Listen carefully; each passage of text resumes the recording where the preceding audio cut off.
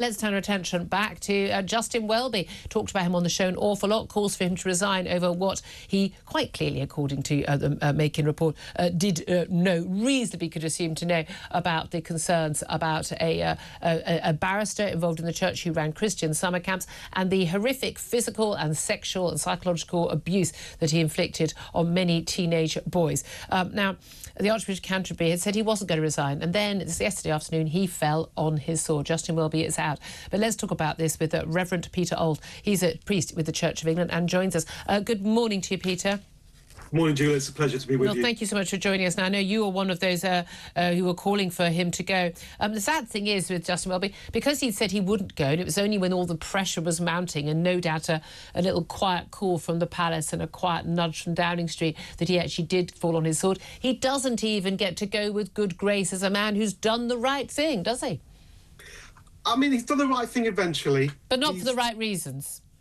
He's done the right thing eventually, but I think you're right. There's a sense of, I think almost from the start of the weekend, there was a sense of inevitability about where this was going to end up. You know, it's the same as it isn't in Westminster when a minister does something wrong and you know where it's going to end up. Yeah, and the Prime Minister's spokesman says he has our full confidence. Yeah, and if you even need to say that you have some, you know, that somebody has your full confidence, it's game over. Yeah, the fact that you even need to say it.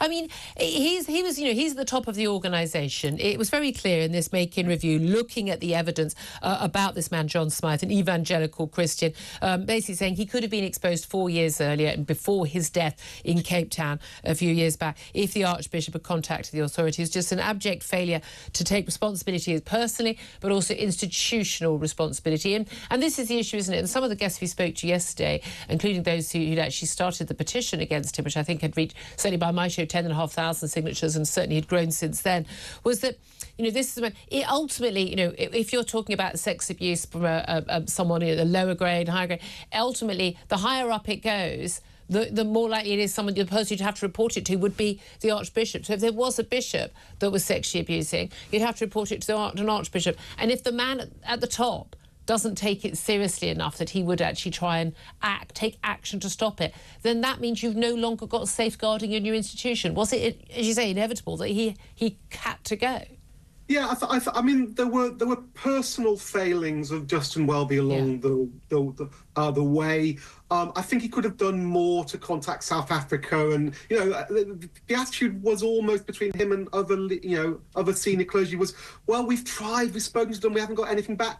Hey ho! Yeah. Right? Never mind when it was Zimbabwe as well. Never mind that teenage boy found dead in a pool in Zimbabwe. Yeah, I think there were also other fundamental failings, right? So, for example, he said in 2013 he wants to meet the victims.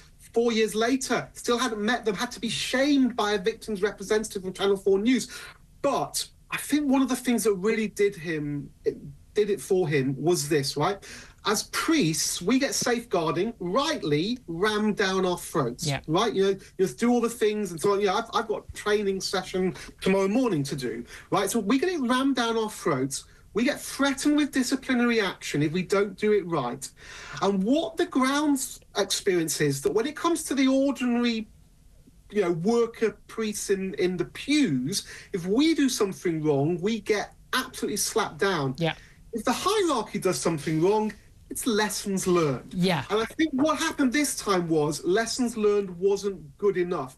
Yeah. And that leads me on, I think, to think what's going to happen next, because this isn't over, right? If you go and read the Makin report, there are a number of individuals who are called out for really... Well, let me mention this. Is Reverend Stephen Conway, the Bishop of Lincoln, they're also facing calls because one of the victims of Smyth informed Bishop Conway's then diocese of allegations against Smyth in 2013, and the review found that he was in a powerful position to ensure a police referral was made and failed to do so. Also, Reverend Dr. Joe Bailey Wells, the Bishop for Episcopal Ministry at the Anglican Communion Office in London, was working for the Archbishop of Canterbury as his personal chaplain at Lambeth Palace back in 2013, failed to follow up on claims that police were looking into it. And the Reverend Sue Coleman, the wife of Sir Jamie Coleman, he apparently, I don't know if this is relevant, the heir to the Coleman mustard empire.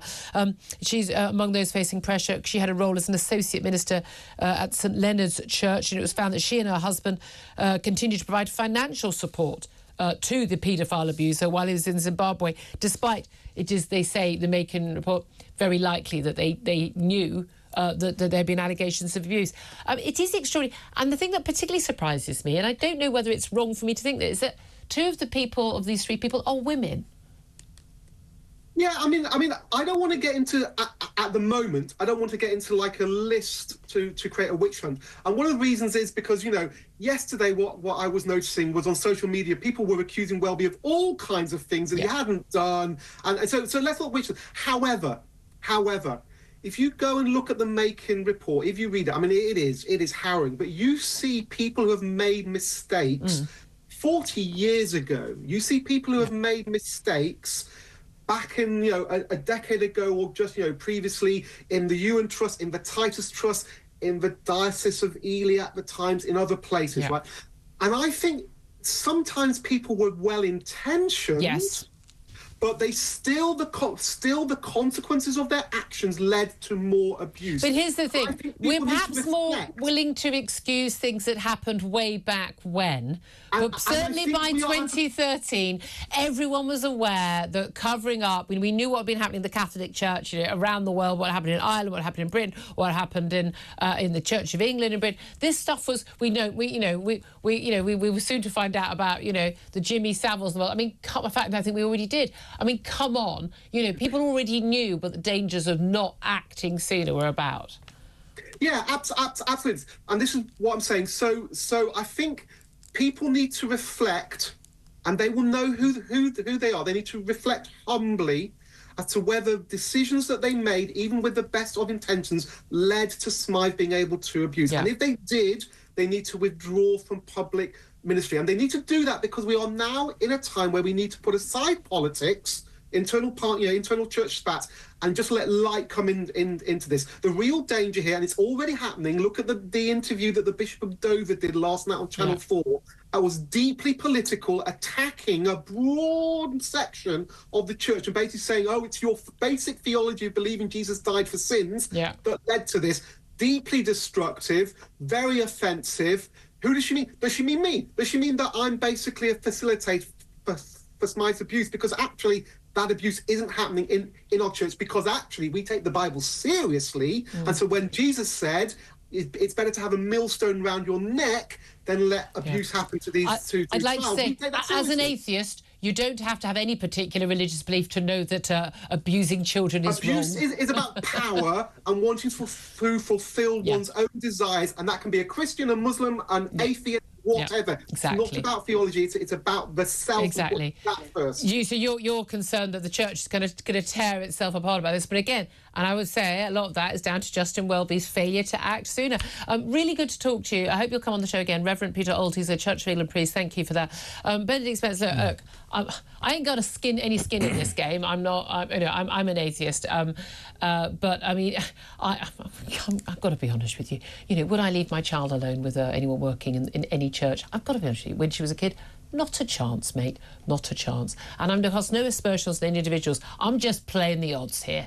I don't think this is an institution that I can trust. And this is it. Justin Welby has really, breached that trust that the church should have. Absolutely. And I think, given that, in recent years it has become something people are a lot more conscious of, that, you can't have the same sort of trust in authority figures as you once did. I think there was even more impetus on him, actually, to be clear and transparent and, perhaps to fall on his sword earlier earlier and say, look, I made a mistake. Maybe, you know, not wait until he was pushed, because that's how you'll end up regaining trust. And I do think it's very important that we do try to regain trust, because you simply can't go through life going, society can't be trusted, none of these institutions can be, and that's fine. But here's the thing again, it's, you know, it's like the police, police forces, you're booting out lots of people because, you know, of wrongdoing. We trust institutions more if you highlight and are public about the people who are wrong-uns, because every organisation has wrong-uns, okay?